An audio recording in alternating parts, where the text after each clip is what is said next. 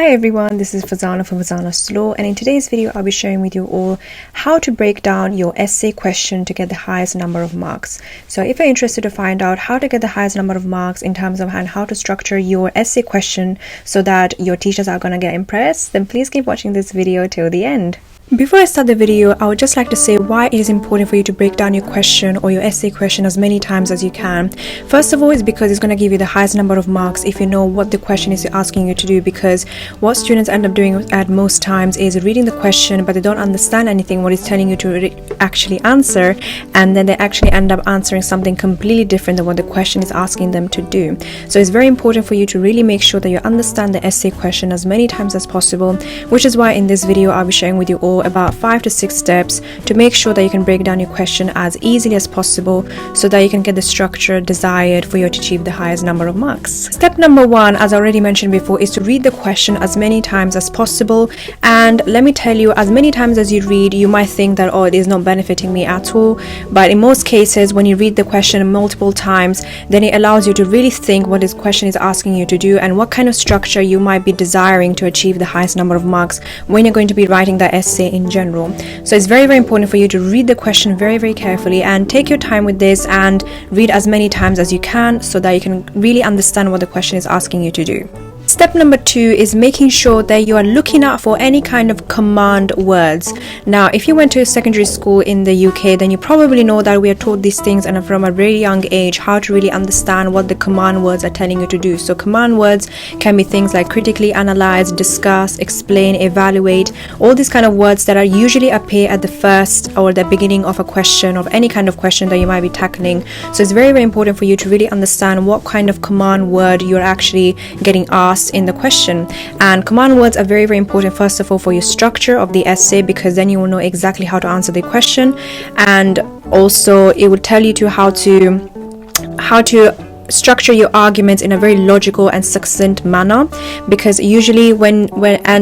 command words usually give you the idea or they give you a hint how to structure your essay really well. But of course, if you don't know what the command words are, then it can be very difficult for you to answer the question, which is why I will be linking down below a kind of a paper that I basically found online where I could find all the command words that you can basically have in any kind of possible essay question, and you know exactly what they're telling you to do with that command word and the definition of that command word. So I will link it down below and check it out after the end of this video. Step number 3 and 4 are kind of similar, but you can choose either of those to make sure that you can know how to break down your question as many times as possible and how to do it really well. So step 3 will be to basically make a mind map, jotting down all the ideas of all the kind of concepts, all the ideas that you might be having in terms of how to answer the question, what the question is asking you to do, what kind of definitions you might need, what kind of cases, laws, or whatever that might be. Just jot it down in a mind map. That can be really helpful for you to get an overview of what the answer is going to look like, kind of. And step number 4, on the other hand, is basically making a structure in terms of a content style. So basically you're going to be putting introduction, then body, and then conclusion. So the body can be as many times as you want. So for example, if I have 5 paragraphs on the body, then obviously I'm going to put introduction, body, and then conclusion. And then I'm going to have obviously bibliography and appendix as well if I need to. So you can choose either of those. You can do both, but at the same time you can actually do both of them, or can do either of those. But personally, I prefer the content style of doing it because it looks very much structured, it looks much more put together and more professional, and which is going to be very helpful for step number 5, which is coming out right now. Step number 5 is making sure that you're showing your preferred type of breaking down the question to the teacher. So if you have done in a piece of paper, which means either a mind map, for example, that I mentioned in step number 3, then of course that means that you might have to show this offline, or you might have to show this to the teacher in real life situation. Or if you have done in a content style, then obviously you can do this in Microsoft Word very easily, and you just show it to the teacher in an online class or an online meeting or something, which is why it's very important for you to really choose this very carefully, how you're going to be structuring and how you're going to be planning your answer on how to answer this essay question. So it's very important for you to decide which one I want to do. But obviously I've already mentioned that I would prefer the content style because that's what I've done for my commercial law in my 3rd year LLB, and in fact for all of my essays that I had to do in my 3rd year of LLB as well. So it's very important for you to show the teacher and get an idea of what the teacher is telling you, where to improve, which areas to basically cut off or which areas to keep and and answering the question with those, and which areas you should be completely banning. So it's very, very important for you to show it to your teacher. So step number 6 is making sure that you're actually listening to the teacher's feedback as many times as possible. So for this to be really, really careful, you have to be very careful with this step, because first of all, you have to make sure that you're listening to the teacher, and second of all, if they allow it for you to record their voice actually explaining the explanation of how to improve the essay breakdown or anything on the essay structure, then please go ahead and do that, because that can be very useful for you, especially if you're going to go back to it and later on the day and start jotting down some ideas that the teachers might have told you on how to where to cut down, where to add things, and what to keep things. So that can be really helpful for you. So make sure that you are, of course, asking the teacher's consent before recording their voice or anything, because that can be very detrimental for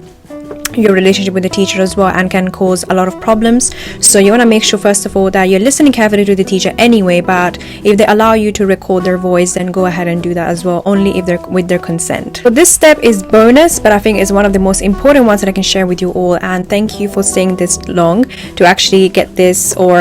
bonus tip, which is to basically edit this breakdown as many times as you can before you actually start writing the essay, and before beginning even to research for the essay. This is a very important step, because you want to make sure that you're editing as many times as possible, so that you have making sure that you're answering the question, because that's the whole entire point of an essay, is making sure that you're putting out any words into the essay to answer the question. Because if you don't answer the question, then you're going to be losing marks, and that can be the most easiest way to lose the marks, especially if you don't know what the question is asking you. In the same way goes for exams as well. Whenever you have a question and you're answering something completely different, the teacher is not going to be putting the highest grade for those who write how much people write, but how well you have written the answer and how well you have answered the question. So it's very important for you to edit this breakdown or this style or structure as many times as possible, because then you know exactly where you're going wrong and where you're going right, so that before you even start writing, then you have a clear idea what's going on and a concrete idea of what you actually want to write in this essay.